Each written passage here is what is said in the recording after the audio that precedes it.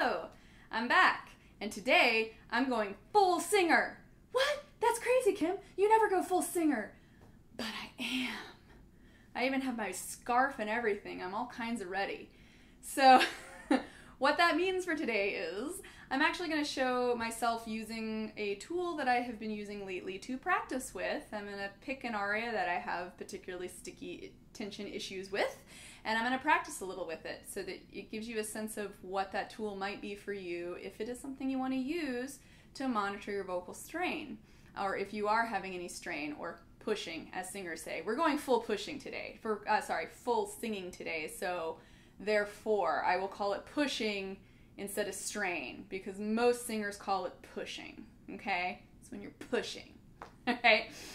So, yeah, that tool is, a straw! Yay! Nice regular old straw that you just, I grabbed this one off of the place that I had lunch at last week.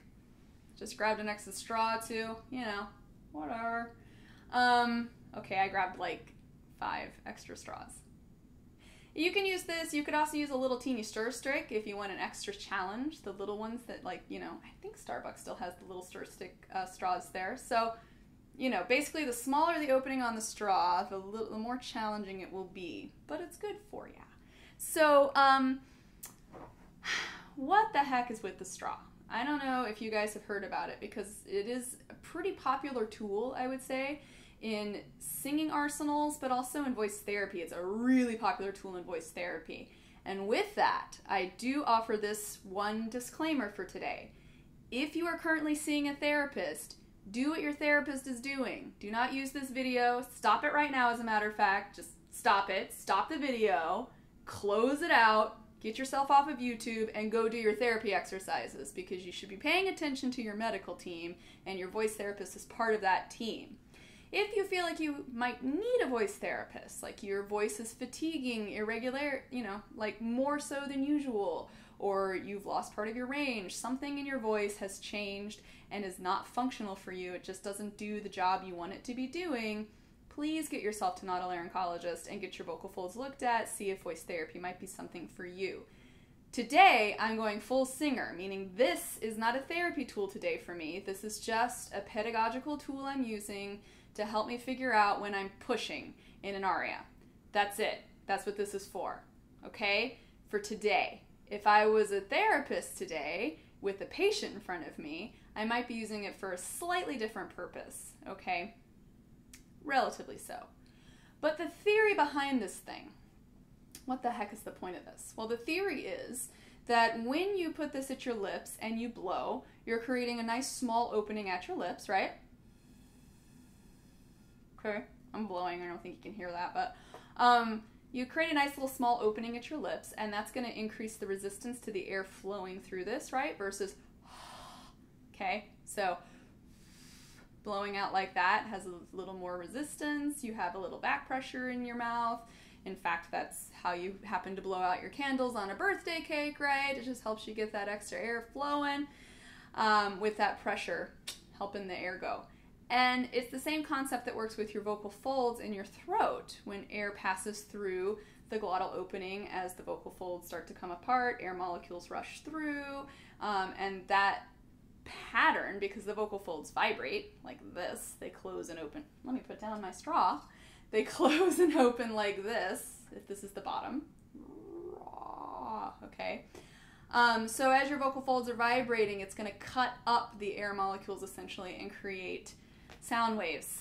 It creates little puffs of air flowing through the glottis, and that is your sound wave. That is your longitudinal sound wave made from air molecules and air pressure. Okay, so so there is air flow to contend with. There's air pressure at the same time, and we're talking about essentially balancing out pressure and flow.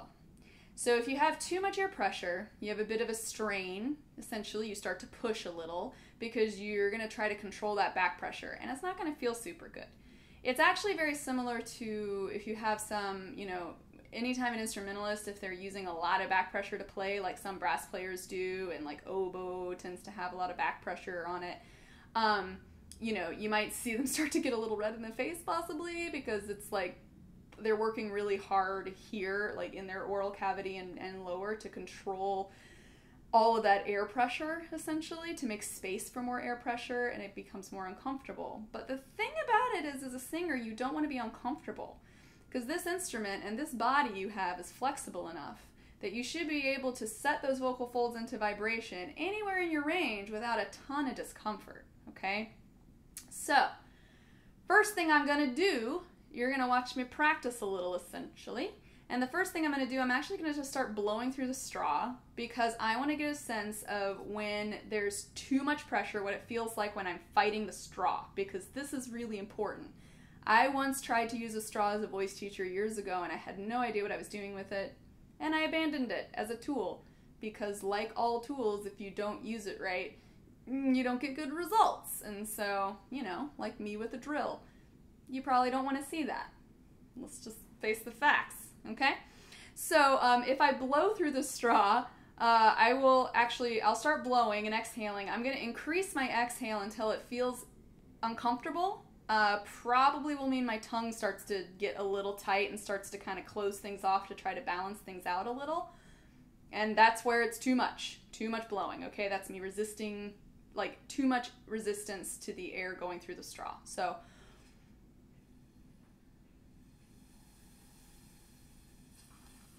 yeah, doesn't feel super great. I started closing off here. I felt the root of my tongue go back.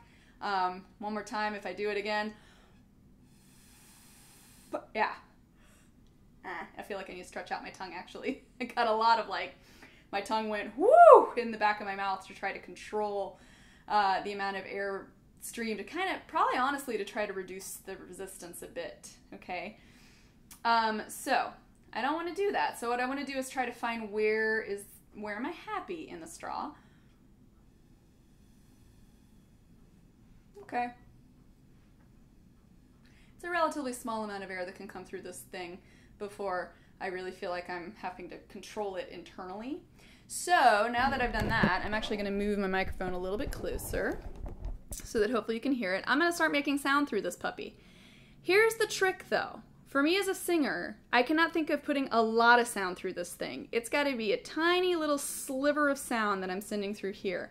I can't be interested in making a pretty sound because it's going through a straw, you know? This isn't really like an instrument. It's not like it's orchestral resonance here, okay? We're not dealing with amazing resonance. We're dealing with a plastic straw that's going to resonate the sound. It's not that exciting. So, so if I get it out of my head that it's about the quality of the sound I'm putting out, and I put it more in my head that it's about the sound source, what my vocal folds are doing, and it's more about keeping that nice and easy feeling, then I don't push and resist the straw. I don't want to feel like I'm fighting the straw. So, just in my speaking range, I might do some just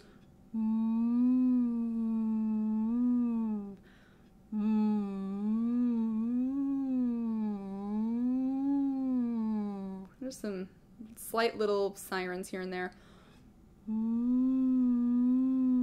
And what I can feel is a lot of vibration actually on the straw at my fingertips.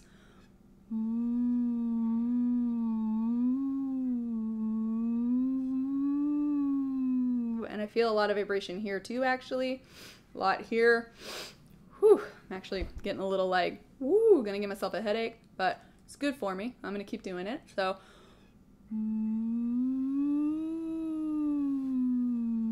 okay, now I'm gonna think of doing a full voice siren, and I'm gonna take a better breath. I'm gonna sit up a little taller, so I take a better breath, and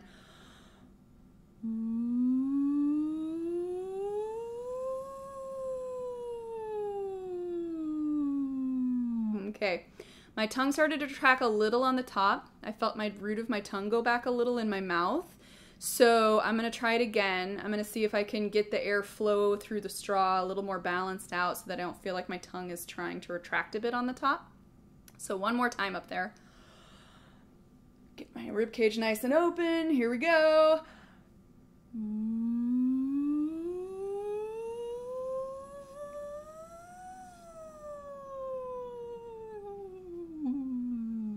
Okay, I did a little better that time. What I actually did on the way back down is I started like fluttering my tongue inside my mouth, just It's a little personal check to make sure my tongue's not going super wonky. So I did a little bit of that, essentially.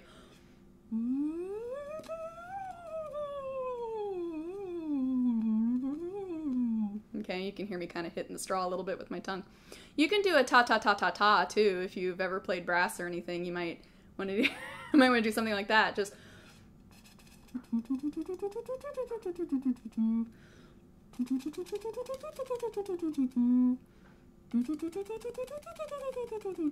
And you're feeling, I'm personally, especially as my tongue is doing that, I'm really paying attention to right here. Do I start to feel a little bit of a squeeze there or not? Because if I do feel a squeeze, I gotta think of releasing that squeeze, which means I just wanna, usually for me, it's decreasing the amount of air I think I need to get up there. I usually use more, that's me, I usually use more than I need, okay? Probably from years of being a smaller voice that was obsessed with, I gotta sing loud because no one will hear me. So, and actually I know some big voices who get all like, I have to sing loud because that's what I do. Everybody thinks it's awesome. I better sing loud. So don't think of singing loud because that's, you know, kind of your enemy as a solo singer. If you are someone who happens to underdo though, if you kind of under-energize your voice as you go up, if you're kind of a ooh kind of person as you go higher, you might want to think of giving more. Personally, I have to think of giving a little less as I go up. So let me try the ta-ta-ta-ta-ta thing again. So.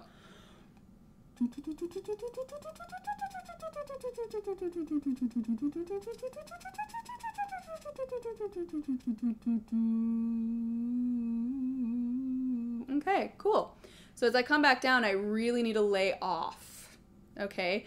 And this is actually one of the things that helps me. This is probably why I like the straw a lot, because as a coloratura, when I sing super high stuff, one of the trickiest things I feel singing that kind of repertoire, when you're singing stuff that spans like 2 octaves and you come back down again, one of the hardest things for that is backing off as you come down, right? So you're just up on like on a high D, singing away, and then you have to come back down the scale and into your kind of mid voice, and it's so easy to just feel like you're still in your higher voice and just really keep driving it a little too much, you know what I mean? Pushing a little too much. So I really like that. So I could do like, if I want, I have a little like app on here, but if I want to try a few like runs in the straw, I might want to. So here we go. We gotta get back to it. Easy. Okay, get my singing voice down, right?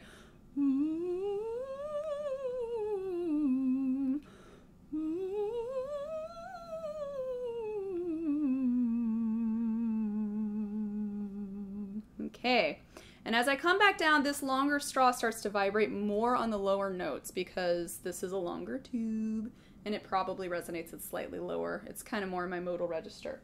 So the other thing you could do to practice this, and one thing that I'll probably switch to now, is my little straw. I've cut it. This is one of the other ones I took from where I ate my lunch, and I cut it down. So it's a little bit smaller, and I feel like it actually vibrates a little higher in my voice, so I kind of like that if I'm going to start doing higher voice stuff. That's where I start to feel the vibration, which is kind of more like low middle-y voice for me. It's not talking. It's not where I talk. The longer straw tends to do that where I talk. So I like it. All right, so let me see. Yeah, and you can actually do this in your car now. You can like totally.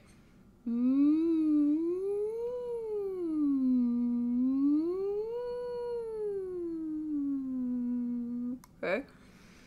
And the nice thing about this for me is it helps me to understand the very subtle differences between air pressure and air flow that I have to do throughout my range. So moving from the lower voice to the higher voice isn't like, you know, it's not this huge effort. It's not like I have to like lift some giant box and like myself up there.